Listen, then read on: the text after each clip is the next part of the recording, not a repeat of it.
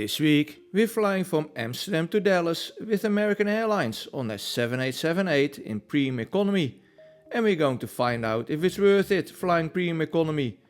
This is actually the first time I'm flying with American Airlines. Will it also be the last time? Let's find out! Welcome to the Frequent Business Traveler channel. Good morning from Amsterdam Schiphol Airport. And as you can see, Schiphol still didn't fix their issues with the waiting lines for customs yet. Great shops and restaurants, but customs and luggage is still a disaster in Schiphol. Anyway, I just came back from the US, but here we are again on my way to Austin via Dallas. As I said in the introduction, I never flew with American Airlines before. I flew a lot with Delta, United and even with Northwest and Continental in the past, but never with American. So let's see in this video if I missed something. Now I do think it's interesting to mention the price for this trip in Premium Economy. I took this price for a return ticket with departure June 21st, which is comparable to what I paid for my ticket. Basic Economy is €1,044 and Premium Economy is almost €3,000, so almost triple the price of Basic Economy. Now I always like to check out the website of the airline to see how Premium Economy is presented and what you should expect. After all, when paying almost triple the price of regular economy, you would like to know what you're paying for. With American Airlines, you should expect an elevated travel experience, whatever that means, and chef-inspired premium dining. It's one of the areas which I love reviewing because very often this premium dining experience isn't that premium at all. So let's see how American Airlines scores in this department. Let's board the plane. By the way, as you have noticed, no lounge review on this trip, and that's because I have no status at all with American Airlines or oneworld. On my return trip with American Airlines, I will have American Airlines Platinum status though for 1 day. If you want to know how I manage that, don't forget to watch my next video where I will explain how to get that and what the advantages are. Let's look at the seat configuration of this 7878. 5 rows of business class and 4 rows of premium economy in a 2-3-2 configuration. I'm sitting in the last row of premium economy in seat 9J. Let's go!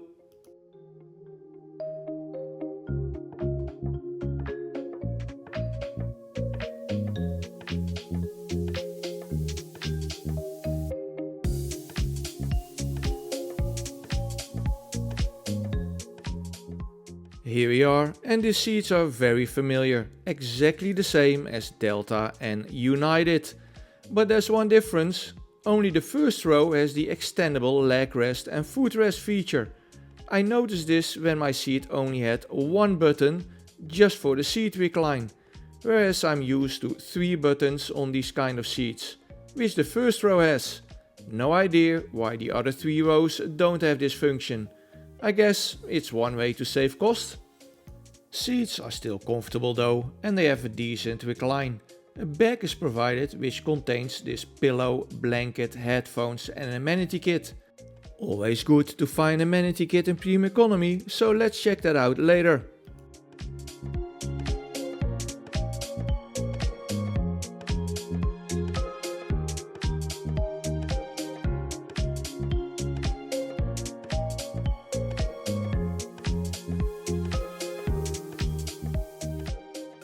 This is the amenity kit with socks, eye mask, a toothbrush with toothpaste and body lotion and lip balsam. This is really very good for Premium Economy, and the bag itself isn't too shabby either. This is really on par with Delta and United, because both Delta and United also provide a very decent amenity kit in Premium Economy. Time for takeoff and see if this positive experience continues. So let's talk about the internet. Internet is not free. A 2-hour pass can be purchased for $20 or a flight pass for $25 can be purchased. What is provided for free is a bottle of water. Shortly after takeoff, crew is coming by with a drink and a snack. Oh wait, there is no snack. No little bag of peanuts, pretzels? Nope, I guess we need to wait for later in the flight to get that. There's not much time to moan about that though, because before we know it, it's time for the chef-inspired premium dining experience. Choices are chicken and a pasta from regular economy class. What? What happened to the premium dining experience? I wasn't really sure whether the economy class pasta was offered because the premium economy second choice was already gone when a flight attendant came to the last row, or whether there simply isn't a second choice. There's no menu provided, so I couldn't check it, and the flight attendant also didn't provide any more explanation. Anyway, I decided to try the chicken. This is the chicken, and I'm not sure which chef they use for inspiration, because I wouldn't rate this a premium dining experience. I rate it 4 out of 10. I do appreciate though that it's not served in plastic trays, and at least the presentation looks a lot better than what you would get in regular economy. On my return flight back to Amsterdam, I also flew American Airlines in Premium Economy. I was then seated at the second row, and then I did get a choice of 2 Premium Economy dishes, Asian noodle or beef. I took the Asian noodle, which was actually okay, a 7 out of 10. My Belgian neighbor picked the beef, and according to her, that was also not bad. So mixed experiences for the main meal. After this premium dining experience, I didn't really see the crew coming by anymore with drinks or snacks. So halfway during the flight, I decided myself to start hunting for some snacks. The galley between premium economy and business class didn't have any, and on the drinks department the choice was also a bit disappointing, water or orange juice. But I didn't give up that easily and went to the other galley a bit further down the plane. And look at this, there's even apple juice and some cookies, great! A few hours before arrival, the crew finally comes by with some drinks and ice cream, the same as you would get in regular economy by the way. And this is apparently also the sign for the crew to finally replenish the snack area in the galley with some more choices. We even get spoiled with some potato chips. Shortly before arrival in Dallas, it's time for the pre-arrival meal. I overheard there were 2 choices, sandwich and a salad. At least for the first couple of rows of premium economy, because when the flight attendant arrived at our row, it was just a salad which was available. Wasn't really explained though. Flight attendant simply stated salad and put a salad on our tray table, whether we want it or not. This flight attendant wasn't really enjoying her job, and the fact that she dropped one tray on the floor also didn't really help. But I must say, this salad actually was the best meal of the trip. It actually tasted pretty good, and it's a solid 7 out of 10.